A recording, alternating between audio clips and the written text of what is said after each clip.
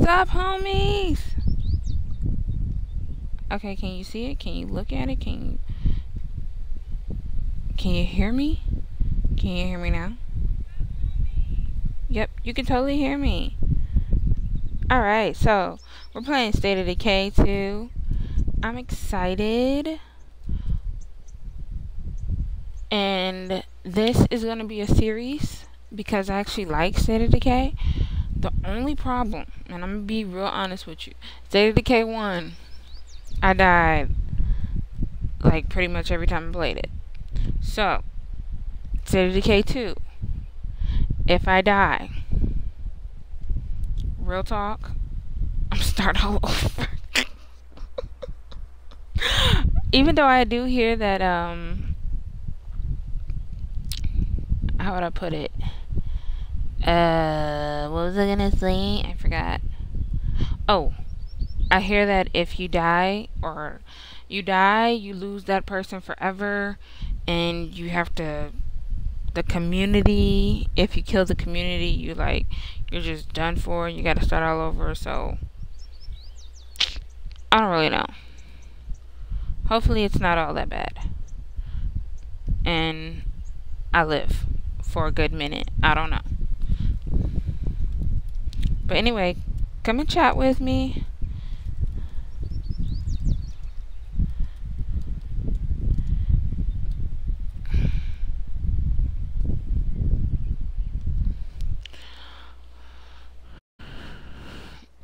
Doop, doop.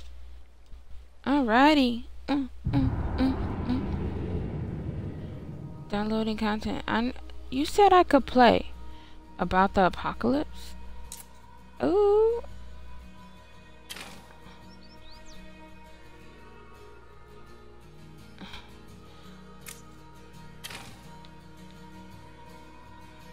No one is coming to save you. That was 15 months ago, and one thing is very clear: no one is coming to save you. Wow, that sucks. The early days of the apocalypse were especially chaotic. Everyone was surprised at how quickly the world fell apart. Communication, the power grid, even the government collapsed everywhere. Ooh. Small towns.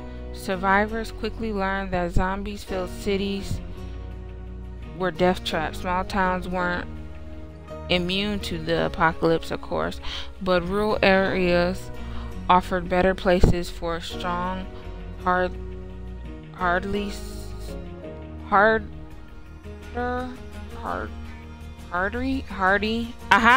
strong, hardy souls to settle down.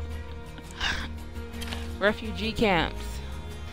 Many survivors in need found refuge in army settlement camps. Behind secure fences, desperate people found safety and resources. Without the army's efforts, we might not have made it this far. Finding a home. Some survivors stayed mobile rather than finding a place to settle down.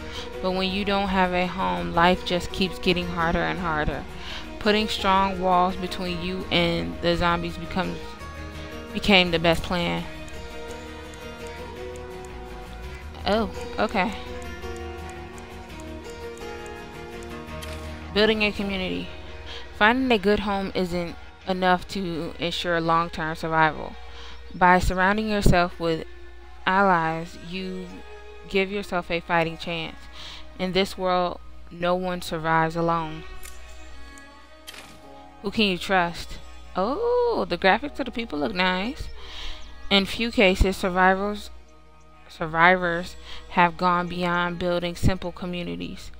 Some larger factions have formed around strong leaders with clear vision. But can these groups be trusted, or do they have only their own needs at heart? Survivor Stories Part 1. Every survivor has a story about how they lasted this long. Maybe they hold up in an abandoned church, casting themselves as righteous while paying I don't know, to local thugs, fetal, maybe, to local thugs for protection. I don't know. Survivor Stories Part 2. No two stories of post-apocalyptic survival are the same. Perhaps a group of single-minded folks found refuge in a courthouse, only to set themselves up as the new law in an unfriendly town. So this is like really, how would I even put it? It really coincides with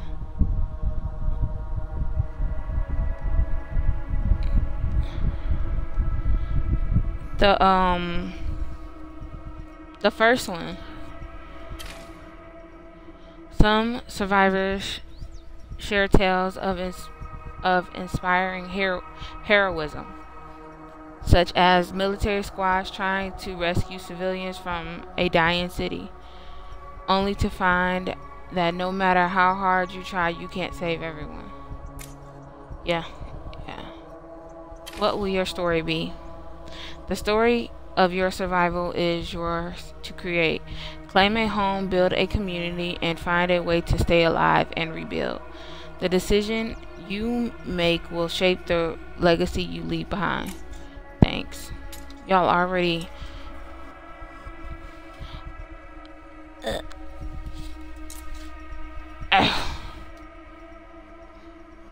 I guess this is the first look of reading all the directions because my game is still downloading, even though it said I could play.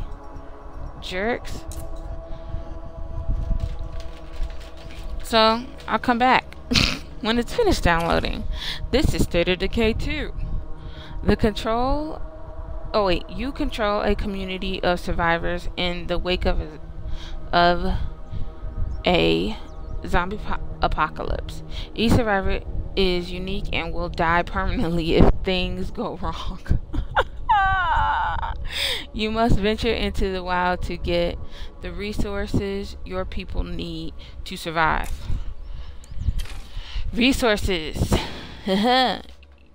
Your community has 5 resources, many of which decrease regularly. Replenish them by scavenging or by building a garden or an outpost. If you fall behind on resources, you may face consequences such as starvation. Surveying from the tower fills your map with location icons. Open your map and examine each icon to see what is available to scavenge.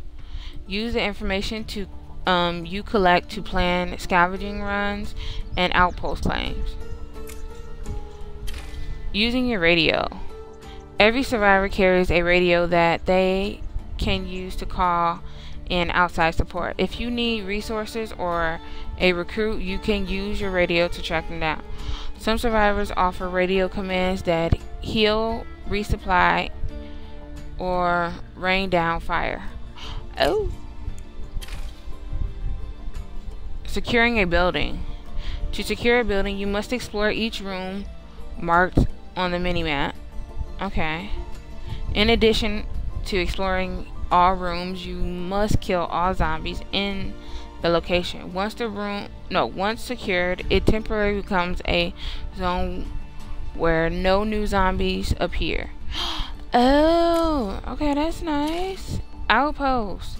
Outposts are sites where you can switch characters and swap supplies. Some outposts provide extra benefits that you can review on the base screen. Secure a building, then interact with the claim point to make it an outpost.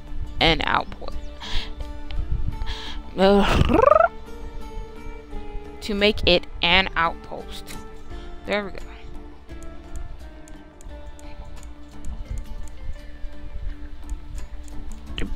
go. Okay. Anyone can build simple facilities such as the infirmary. Okay. For advanced facilities and upgrades, you need survivors with special skills. Seek out and recruit new survivors to add these skills to your community. That's smart. Morale.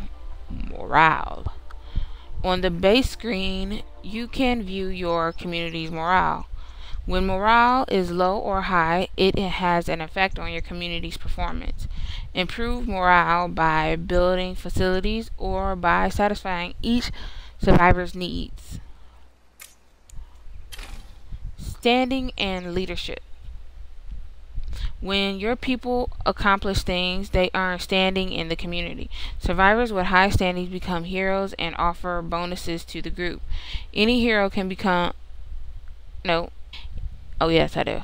Any hero can then be promoted to become your community leader. A leader's legacy. Each type of leader has a legacy they want to leave for future generations. Once blood plague is defeated, your leader offers goals to realize this legacy. Okay. Achieving legacy wins the game and unlocks a boom of later playthroughs. Okay. Okay, that's different. The leader legacy. I don't actually know what 100% what that even sort of means, but it's all good. Completing the final legacy goal wins the game and ends your community story. Don't worry, your surviving characters are saved for use in the future. Later, when you start a new game, you can choose to bring them along. Oh, that's nice. Finding a new territory. If you survive long enough, you will exhaust the resources in your territory. The Command Center 2 facility lets you find new territories to settle. Find a new territory to settle. When you're ready to depart for good, just drive to the exit on your map. Earning influence. The primary currency of the frontier is influence. You earn influence by completing goals, trading, and helping other players. Spend influence on radio commands or to trade for items with your neighbors. Human in caves. The frontier is inhabited by many small encaves of human survivors. If you're helpful, they can become allies, trading partners, or recruits. Ignore or betray them and they may become dangerous hostiles. Infestations. Ooh, the zombies look great.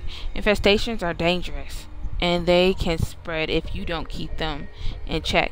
Infestations are created by screamers who attract other zombies. To remove an infestation, kill the screamers and clear the site of zombies. That's the same. Blood plague victims. Keep blood plague victims in your infirmary to halt the process of the disease. If you can bring them the cure, you can use it to save their lives. If you cannot, you may need to kill them to prevent the plague from spreading. Okay. Plague samples. Plague samples are collected from the remains of plague zombies. Plague zombies gather in highly dangerous areas surrounding plague hearts.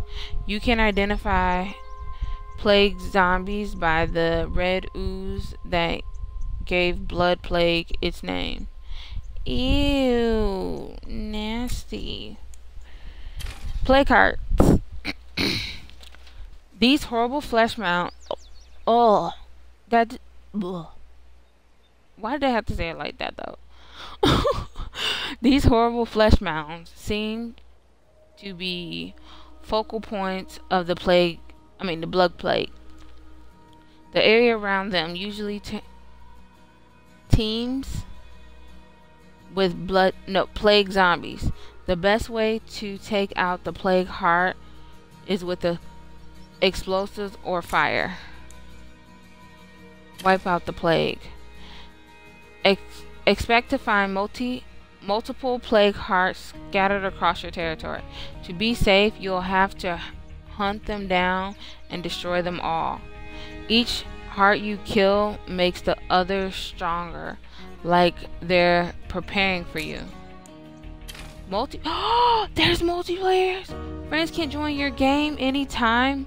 Bringing characters from their communities. Use your radio to volunteer to join other people's games. You can also invite strangers to join your game from the same menu. Oh my gosh! It's multiplayer. See, that's how the first one needed to be, because I kept dying. When you join someone else's game, your role is to assist them. You can contribute supplies to their community and use their facilities. You earn influence for your accomplishments here instead of standing. Oh, okay.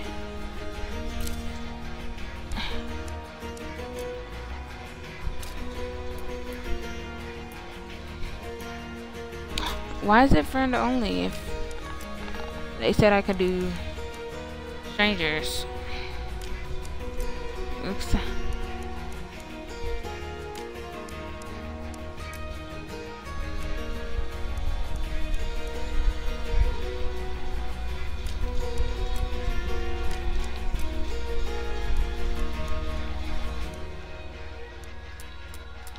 Oh no, that don't need to be that loud.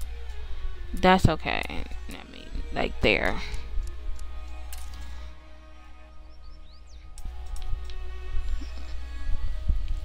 Alright, so